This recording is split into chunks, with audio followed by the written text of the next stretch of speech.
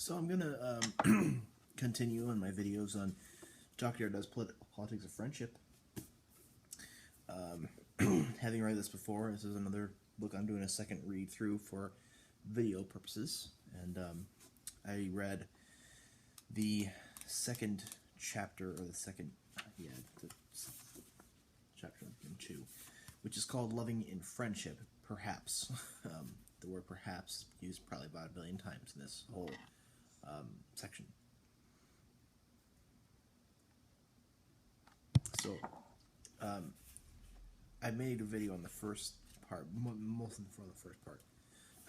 So I guess I want to talk about what's going on here before I kind of start reading stuff and talking. He's kind of using the word perhaps to emphasize deferral. If you know Jacques Derrida, you know what deferral is. Deferral, there's a difference, and there's deferral. Difference is how things differ rather than being the same. How you can kind of turn concepts inside out by how things are same. You understand how something is same by understanding how things are different, and thus he kind of uses this difference in this. Gosh, what does he call it? He calls it marginalizing and differing back and forth between things. I have a lot of videos where I talk about Derrida's main concepts, where I explain it a lot better. So if you want to have a better explanation about one of his main concepts of difference and deferral, go to my structuralism and post-structuralism playlist, and I'll have that. I have that in there. So. Deferral, however, is that we are delaying any sort of answers or any sort of truth, or answering any questions or figuring anything out to the future. As soon as we have any kind of truth or meaning held onto, it slips away. It keeps evading us. It's very unwieldy, and as long as we try to constantly establish a truth, meaning, or being, or whatever, or for Hegel, trying to establish a absolute or Platonic heaven or any sort of whatever, anything like that, it constantly defers and evades us infinitely into the future. So perhaps the idea of the word perhaps, is, he talks about Nietzsche a lot here, and how Nietzsche uses the word vielleicht, which in German means perhaps, and he talks about how he talks about friendship, and how politics, and what he talks about it in a political, more political light this time, but not over politicizing the idea of friendship. So we'll kind of get onto this as I read it more. And he says, he keeps saying this one thing: "Oh, my friend, there is no friend," or "Oh, my friends, there is no friend." So I kind of, in the first video, talk about that little paradox about how,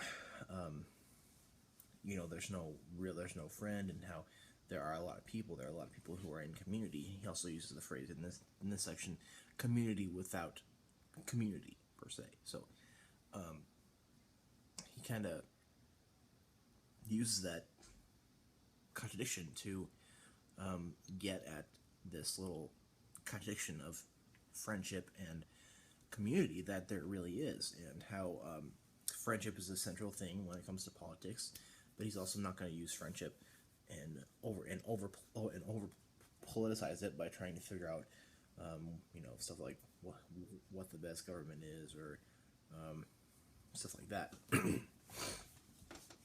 The testament thereby reaches us who also inherit it beyond its natural and legitimate heirs, through an unindicated channel, and with a meaning of the inheritance remaining to be deciphered. So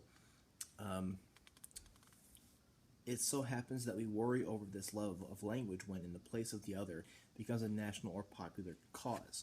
He does talk about language, and about how science and stuff like that, where friendship does connect to the science itself, and how we talk about things, and these explanations that I'm giving are bad, but it's not very easy to explain it out. But I'll get there towards the end. I promise. I would like to recognize here the locus of a problem, the political problem of friendship, the apostrophe. Oh my friends, there is no friend, states the death of friends. It says it in its performative contradiction. This saying hesitates between the established fact. It has the grammatical form of such a fact. The death of friends, as we were saying above, both the memory and the testament. There's indeed something of a upheaval here. We would like to perceive, as it were, its seismic waves, the geological figure of a political revolution, which is more discrete, but no less disruptive than the revolution known under that name, and it is perhaps a revolution of the political, a seismic revolution in the political concept of friendship, which we have inherited. We would once again wish to throw up the question of friendship as the question of the political. The question of the political for this question is not necessarily nor an advanced political. It is perhaps not yet or no longer thoroughly political once the political is defined with the features of a dominant tradition. So, how is friendship political? Friendship, and it relates to community, and how one is a friend to another, and how one can be friends with another in a complex community relates to politics, and how we coexist with each other. And how is this a paradox in that, oh my friends, there is no friend? First of all, because everything is solitary. We are all solitary, and we are all in solitude. We can have friends and be in a community, and yet still be in solitude. So that's kind of, and as you read it, you kind of get an idea of you kind of understand the reality of this paradox better than I can explain it. Now the thought of the perhaps engages the only possible thought of the event of friendship to come and friendship for the future. For us, for to love friendship, it is not enough to know how to bear the other in mourning. One must love the future, deferral. And there's no more just category for the future for the future than that of perhaps. Such a thought conjoins friendship, the future, and the perhaps to open on to the coming of what comes. That is to say, necessarily in the regime of a possible whose possibilization must prevail over the impossible. So we're talking about the idea, the word perhaps, and how that relates to the future, and how friendship and the future can be conjoined and kind of understood in that way. One must perhaps be able to think the perhaps, which is to say that one must be able to say it and to make of it in saying it an event. Perhaps, feel like, perhaps, the English word refers more directly to chance than to the event of what may happen. The prediction. Alas, if you only knew how very soon things will be different. That's, he's kind of just showing his, he's almost revealing his true colors of difference and deferral and all this, talking about perhaps in the future and how that relates to friendship and community.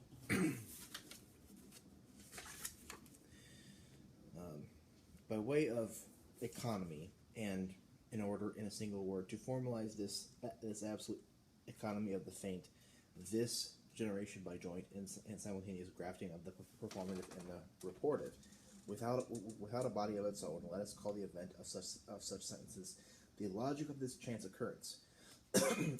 its genetics, its rhetoric, its historical record, its politics, etc. Teleopoetic, that's another big word he uses. The teleopoetic.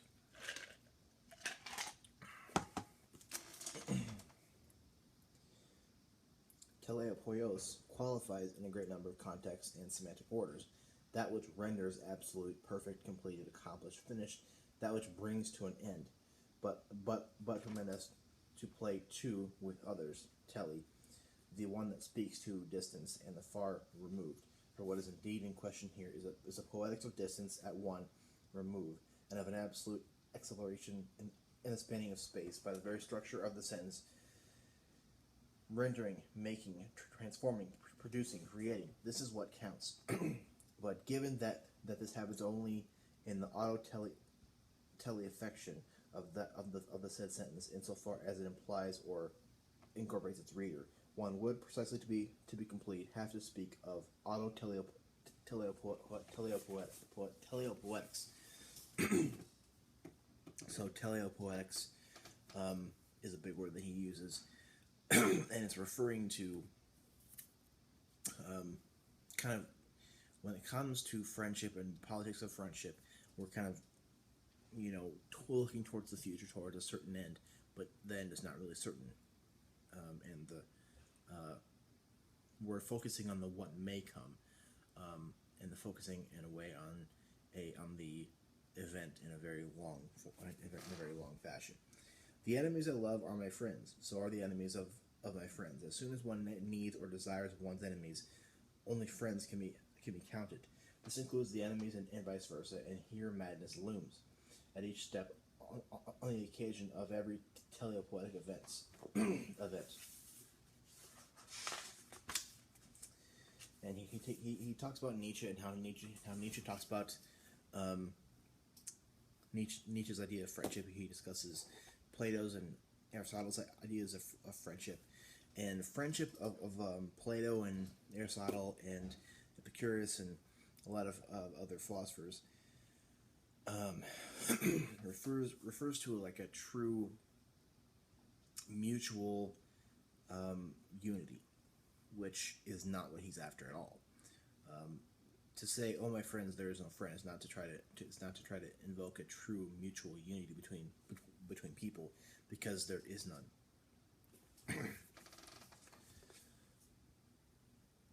When the friends become the enemies, or when suddenly there are no more enemies, that one must be mad in the eyes of the metaphysicians of all ages, to wonder how something might rise up out of the antithesis, and wonder if, for example, truth might be born of error, the will to truth, or the will to deceive, the disinterested act of egotism. So there he's talking about how we have the thesis and the antithesis, and how that's almost like a Hegelian tactic, and how there's not a whole lot of truth, because one can, through having a friend, that one can make enemies, and one can make enemies from friends and friends from enemies, and how truth can arise from error, and vice versa. Mitfreude, this is what makes the friend. Macht den Freund, as we read elsewhere. Mitfreude, not Mitleiden. Joy among friends, shared enjoyment, jouissance, and not shared suffering. What are we doing, and who are we? We who are calling you to share, to participate, and to resemble. We are, first of all, as friends, the friends of solitude. We are calling on you to share what cannot be shared, solitude. We are friends of an entirely different kind, inaccessible friends who are alone because they are incomparable and without common measure, reciprocity, and equality.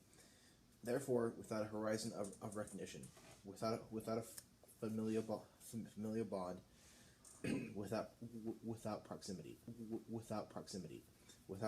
without truth, we should wait and see. What truth is there for a friendship without proximity, without presence, without resemblance, without attraction, perhaps even without significant or reasonable preference? How can such a friendship even be possible except in a figure? Why so call this friendship except in a misuse of language and an aversion of a semantic tradition? How can we not only be friends of solitude, born friends, sworn friends, jealous friends of solitude, but then invite you to become a member of this singular community? So he's kind of almost cutting at that one of many metaphysical dilemma, but not really.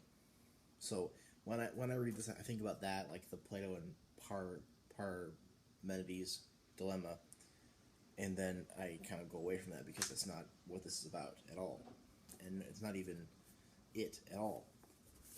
But it can make you think about that a little bit. The invitation comes to you from those who can love only at a distance, in separation. This is not all they love, but they love lovance, they love to love. In love or in friendship, providing there is this withdrawal.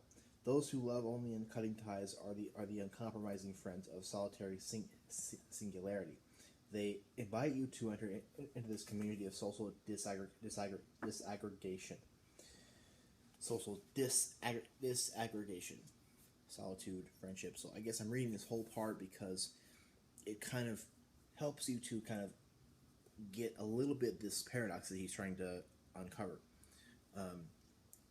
This destructive thing that he's looking at, and I say destructive only in the meaning that his philosophy is one like Foucault or Deleuze, that it's destructive of truth and meaning and being and such. which is not necessarily a secret society conjuration, the occult of sharing of esoteric or cryptopoetic knowledge. The classical concept of the secret belongs to the thought of the community, solidarity or the sect, initiation or private space, which represents every very thing the friend who speaks to you as a friend of solitude has rebelled against. Okay, these philosophers of the future that Nietzsche says are coming will also be free spirits. So he talks about the free spirit, philosophers of the future and such. And then he uses like I, you, we. He uses pronouns they, us, to refer to this paradox. I must answer at the same time before the philosophers of the future come, before the specter of those who are not yet here, and before the philosophers of the future that we already are, we who are already capable of thinking of the future, of the coming of the philosophers of the future, a double responsibility which doubles up again endlessly. I must answer for myself or before myself by answering for us and before us. I/we must answer for the present we and before the we of the future, which, while presently addressing myself to you and inviting you to join up with this us. There is and he kind of does talk about democracy, how there's a discourse hostility towards democratic taste and modern ideas, and how democracy when you think of democracy, you think about majority rules, and to an extent at least, and how that can just be paradoxical in a way.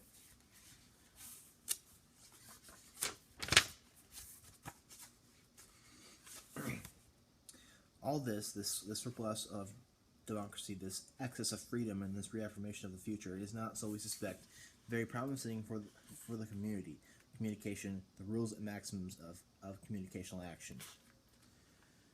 And now for the finishing touch, ourselves again, the scarecrows that we owe it to ourselves to be today. Friendship without friendship of friends of solitude, the surplus of free will, and once again the perhaps in which I see you coming. You. friends of solitude. This must be understood in multiple fashion. They love solitude. They belong together. Paradox again. That is their resemblance in a world of solitude, isolation, and singularity. But in this singular world of singularities, these sworn friends of solitude are conjurers. They're even called to be conjurers by one of the heralds, the one who says I, but is not necessarily the first, though he is one of the first in our 20th century to speak this community without community. And it acts within itself in immanent fashion, which we will say, although this immanence consists too in leaving self. Leaving oneself as of oneself, which can be done by letting the other come, which is possible only if the other proceeds and informs me, only if the other is the condition of my immanence. So this is kind of also, I think he's going to do this more, cut out that which is prior self or other thing, which Heidegger and Sartre do kind of look at. That is not his main goal here. He will say something a little bit in passing about it. He won't refer to that. He will mention the problem. And by saying what I just said, he says that he's kind of trying to say that there's no real priority between self or other. In saying that lovers of solitude love to be with each other, that's saying there's no real priority between self or other, but there is a problem of the politics of friendship.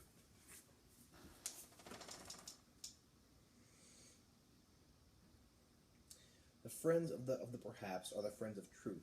But the friends of truth are not by definition in the truth. They are not installed there as in the padlock security of a dogma and the stable reliability of an opinion. If there is some truth in the perhaps, it can only be of that which the friends are the friends, only friends. The friends of truth are without the truth, even if friends cannot function without truth. The truth, that of the thinkers to come, it is impossible to be it, to be there, to have it. One must only be its friend. This also means one must be solitary and jealous of one's retreat. This is the anchoretic truth of this truth, but it is far from abstating from afar from the political. And even if the anchorite plays the scarecrow, such a person over politicizes the space of the city.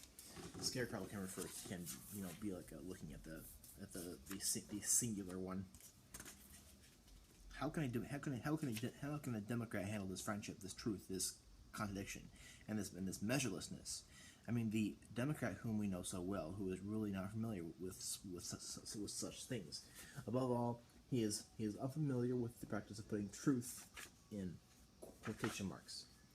That perhaps is what he would say, this friend of truth, but a mad truth, the mad friend of the truth, which ignores both the common and the common sense. The friend of a truth in quotation marks that reverses all the signs in one stroke. That was kind of what I wanted to read, and I wanted to think about that for a little bit. The problem here is the politics of friendship, and how it's not a political problem, and you're not in that we're not going to over politicize this whole thing. We're simply trying to understand this whole friendship thing, trying to understand this whole paradox without a real truth, a truth that is without quotes around it. We are looking for a truth that has quotes around it, is basically what we're after. Thus, not a real absolute truth.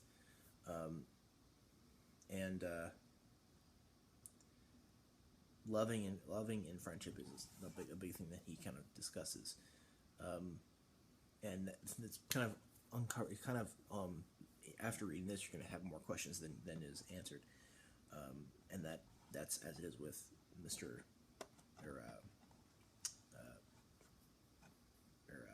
Derrida.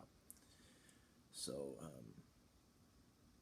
the big issue with that is that a lover of solitude also loves to be with his friends and also loves the place in the community. So we do have a dilemma here, and I kind of want to read more about this, and then on my next day off from work, I'll make another video on it.